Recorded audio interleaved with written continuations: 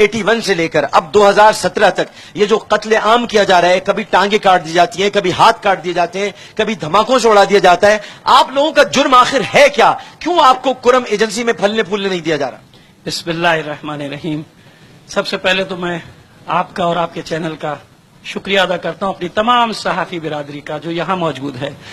وہ مسلسل 5:30 بجے سے کوریج کر رہے ہیں، مگر میں ان کی مجبوری جانتا ہوں۔ آپ نے تو بڑی دلیری دکھائی ہے، لیکن پیمرا میں جو ایک شخص بیٹھا ہے نا، ابصار عالم، اس کو شاید یہ احساس نہیں ہے کہ ہم نے جس یزید کو لعنت کا طوق پہنا دیا نا گلے میں، وہ قیامت تک پڑا رہتا ہے۔ تو ابصار عالم کا نام بھی اب اسی صف میں شامل ہونے والا ہے جس نے چینلز کو پابندی لگائی ہوئی ہے کہ اس کو کور نہ کرے۔ لیکن الحمدللہ آپ یہاں موجود ہیں اور ہماری آواز گئی ہے تو آپ ہیں، شکریہ ادا کرتا ہوں دل کی گہرائیوں سے۔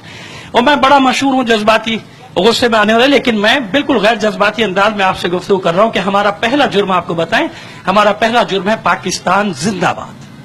دیکھیے اب میں اس کی تشریح کر دوں کہ پارا چناریوں کا ظلم کیا ہے، یعنی ان کا جرم کیا ہے۔ پارا چناریوں کا جرم یہ ہے کہ فاٹا کی جتنی بھی ایجنسیاں ہیں نا، وہاں جب ہماری سیکورٹی ادارے چلتے ہیں، فورسز چلتی ہیں، تو آگے آگے وہ مائنز، بارودی سرنگیں صاف کرنے والا دستہ چل رہا ہوتا ہے نا، اس طرح ان کو چلنا پڑتا ہے۔ پارا چنار میں چیلنج کر رہا ہوں کہ وہ واحد جگہ ہے کہ ہزاروں شہید دینے کے باوجود آج تک وہاں جو محفوظ ترین جگہ ہے سیکورٹی فورسز کے لیے، وہ خود کہتے ہیں کہ پارا چنار کے لوگ نہ انہوں نے پاکستان کا جھنڈا اتارا، جبکہ ایک پہاڑ ادھر ہے افغانستان، وہاں سے لشکر کشی ہوتی تھی، فوج سے پہلے پارا چنار کے مومنین ان کو بھگاتے تھے، مار کے بھگاتے تھے۔ ایک جرم یہ ہے۔ دوسرا جرم یہ ہے کہ ہمارے حکمران بکے ہوئے حکمران ہیں، ان کی اپنی آواز آپ جانتے ہیں نا، خارجہ پالیسی نہ داخلہ پالیسی، ان کا کچھ بھی نہیں ہے۔ یہ ڈکٹیشن لیتے ہیں، جب ان پہ وقت پڑتا ہے بھاگ جاتے ہیں۔ ان کے بچے تو اللہ سلامت رکھے، میں کسی کو بد دعا نہیں دے سکتا، اللہ سب کے بچوں کو سلامت رکھے، لیکن ان کے بچوں کے ٹھکانے ہیں نا، دبئی ہے، لندن ہے، سب ہے۔ ہم 20 کروڑ عوام، دیکھیے میں یہاں صرف شیعوں کی بات نہیں کروں گا عامر بھائی، انصاف کی بات یہ ہے، اگر کوئی شیعہ سنی بے گناہ مارا جائے کسی دربار کا، تو کیا میں خاموش رہوں؟ یہ مجھے زیب دیتا ہے؟ نہیں زیب دیتا نا۔ میں یہی عرض کر رہا ہوں کہ ہمارا آج وہی بیچارے مارے جا رہے ہیں، وہی شیعہ ہوں یا سنی ہوں، جنہوں نے پاکستان بنایا تھا۔ میری اس بات پہ غور کرے پورا پاکستان، کہ پاکستان جن لوگوں نے مل کر بنایا تھا، ان کے بچوں کو مارا جا رہا ہے، ان کو تباہ کیا جا رہا ہے، ان کو برباد کیا جا رہا ہے، پہلی بات۔ دوسری بات، پارا چنار کتنا بڑا ہے؟ پارا چنار برسوں سے سیکورٹی کے حصار میں ہے۔ میں آپ کو بتا دوں تاکہ آپ کو سمجھ میں آ جائے بات ہوا کیا وہاں۔ سیکورٹی کے حصار میں، سیکورٹی کے نام پہ محاصرے میں ہے پورا پارا چنار۔ وہاں پہ جو پارا چنار کا جو اپنا شہری ہے نا، وہ بھی درجنوں چیک پوسٹوں سے ہو کے گزرتا ہے، اپنا شناختی کارڈ اور نہ معلوم کتنے قسم کی نشانیاں دکھا کے وہ اندر جاتا ہے۔ خندقیں بنی ہوئی ہیں کیونکہ چاروں طرف لڑائی کا ماحول ہے، افغانستان کا ادھر بارڈر ہے، یہ گھرے میں۔ اب سوال یہ ہے کہ جہاں پارا چنار کا شہری نہیں جا سکتا اتنی آسانی سے، وہاں بارود کی گاڑیاں آخر پہنچتی کیسے ہیں اور کون پہنچواتا ہے؟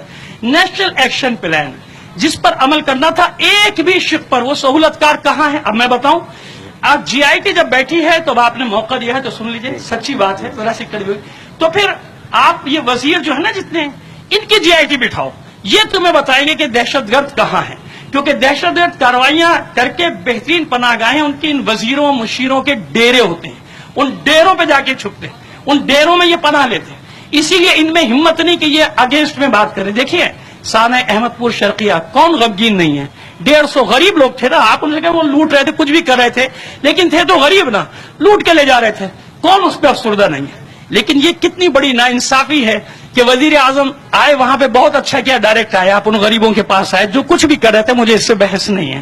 لیکن کیا پارا چنار کے وفادار، پاکستان کے وفادار، اس ملک کا جھنڈا اٹھانے والے لوگ، ان کا لہو اتنا سستا ہے، یعنی ان پر کوئی بات بھی نہیں کرے گا؟ تو یاد رکھو، یہ کربلا والے، یہ جو بیٹھے ہیں نا یہاں اور ہم سمیت، ہماری جانوں کی کوئی اہمیت نہیں ہے، ہزاروں لاکھوں چلی گئی اور چلی جائیں گی، لیکن یہ یاد رکھو کہ مظلوم کی آواز ٹکراتی ہے اور ٹکرا رہی ہے، اور یہ ذلت و رسوائی جو تم کو پاناما کی صورت میں مل رہی ہے نا، اب اس سے بھی زیادہ ملے گی، اور جو تم تشبیہ دے رہے ہو اپنی صاحبزادی کو، اس سے تو کچھ تو تم نے خوف خدا کیا ہوتا کہ وہ رسول کی نواسی کس عالم میں گئی ہے، اس پر اس کے خیمے جلائے گئے ہیں، وہ لوٹنے، یہ لوٹ، میں وہ ان کے ساتھ وہ لفظ نہیں استعمال کر سکتا، تم لوٹنے والے ہو، وہ لوٹنے والے ہیں، وہ لوٹنے والے، تم لوٹنے والے ہو، تم کیسے تشبیہ دے رہے ہو؟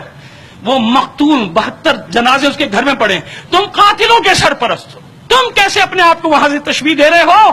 تمہاری जिल्लत और रुसवाई जो तारीख में लिख दी गई है, क्योंकि तुम्हारी अपनी कोई से नहीं है। ये वो हुक्मरान है हमारे जिन पर हुक्मरानी भी शर्मिंदा है। इन्होंने हुक्मरानी को भी शर्मिंदा कर दिया कि कैसे हुक्मरानी की जाती है, जो दूसरों के हाथों में बिके हुए हैं। हमारा ये अमेरिका का, एक मिनट ठहरो बेटा, एक मिनट ठहरो बेटा, हमारे लोग एक मिनट ठहर जाओ, सुने आप। अब देखिए कि हमारे लोग जिस तरीके से मारे जा रहे हैं, जिस तरह से कत्ल किए जा रहे हैं। मैं एक बहुत अहम बात करने जा रहा था, बहुत इंपॉर्टेंट, खैर वो अभी मुझे याद आ जाएगी गुफ्तगू के दौरान, कि ये हमारे वजीर आजम साहब वहां पर आए चले गए। हाँ, मैं जो बात करता है, ये बोल क्यों नहीं सकते? ये बोल इसलिए नहीं सकते हैं कि देखिए आज नरेंद्र मोदी और ट्रंप, इन दोनों में इत्तेहाद हुआ। कल तक तुम कहते थे कि अमेरिका हमारा दोस्त है, नरेंद्र मोदी हमारा दोस्त है, भारत हमारा दोस्त है। तुमको शर्म नहीं आती कि आज कितना बड़ा, नहीं कल रात में लाइव देख रहा था उनका प्रोग्राम, कि कितना बड़ा तमाचा दोनों ने मिलकर तुम्हारे मुंह पर मारा है। हम कह रहे हैं कि वो हमारा दुश्मन है नरेंद्र मोदी, 20 करोड़ का इस दहशत गर्दी के पीछे वो भी बराबर का शरीक है। जहां खाद है वहां राह है, मूसाद ये सब शामिल है। हम कह रहे हैं कि अमेरिका हमारा दुश्मन है, इस 20 करोड़ आवाम का तुम्हारा दोस्त है, क्योंकि तुम्हें पनाह देगा। इनमें अभी तक इतनी हिम्मत नहीं, वजीर आजम समेत इन हुक्मरानों में, कि कल भूषण का नाम ले दें। इनमें इतनी हिम्मत नहीं कि नरेंद्र मोदी का नाम लेके कुछ कह दें। इनकी फैक्ट्रियां लगी हुई हैं हिंदुस्तान में, इनकी इंडस्ट्रीज लगी हुई है वहां पर। और ट्रंप की तो बात ही छोड़ दीजिए, ये तो और जो उसके छोटे छोटे स्टेट्स हैं यहाँ की, खलीज की, ये तो उनके आगे भी बिल्कुल आपको मालूम है कि क्या है, क्योंकि किसी से इनको खत चाहिए, किसी से इनको पनाह चाहिए। मसला ये है सारा कि यहाँ बेयार और मददगार स्ट्रेटेजिकली जो पाकिस्तान एक 20 करोड़ की गयूर लोगों की ममलिकत है, वो जो आपने पहली बात कही कि इसको डैमेज करने के लिए, इसको खत्म करने के लिए, यौमुल कुद्स की रैली थी भाई, वो कोयटा में भी यौमुल कुद्स पे हमला हुआ, तो कौन है इसका फायदा उठाने वाला? कौन है जो कुद्स की रैली पर? मुसलमान तो नहीं हो सकता ना, तो ताने बाने कहां से मिलते हैं? जब आम आदमी को ये बात समझ में आती है तो इन हुक्मरानों को समझ में नहीं आती, मगर ये बयान भी नहीं दे सकते क्योंकि ये पाबंद हैं। इनके हलक जो है वो पेट वो हराम से भरे हुए हैं, इन्होंने हमको भी लूटा है और दूसरों को भी खाए बैठे। लिहाजा इनमें हिम्मत नहीं है कि ये भारत का नाम लेके कुछ करें, नरेंद्र मोदी को बुरा भला कहें, ये अफगानिस्तान का नाम लेके कुछ कहें, ये अमेरिका को कुछ कहें, ये इसराइल को कुछ नहीं कह सकते ये। और कुछ नहीं मालूम कि दरपर्दा इनके किन किन ताकतों से हमारी जो पाकिस्तान की दुश्मन ताकत है उनके साथ। हमें इतना एहसास है कि हमारी सरहदें, हमारी सलामती हमें अजीज है। हम अपने लोगों को ये समझा रहे हैं कि खुदा के लिए कोई ऐसी बात ना करना जिससे हमारी पाकिस्तानियत पे, क्यों हम पे 1 मिनट की भी देर नहीं लगेगी गद्दारी का इल्जाम लगाते हुए इनको, जो इस मुल्क को तबाह कर रहे हैं दहशतगर्द, उनके सहूलतकार चैनल पे बैठ के उनका फेवर कर रहे हैं, उनको सब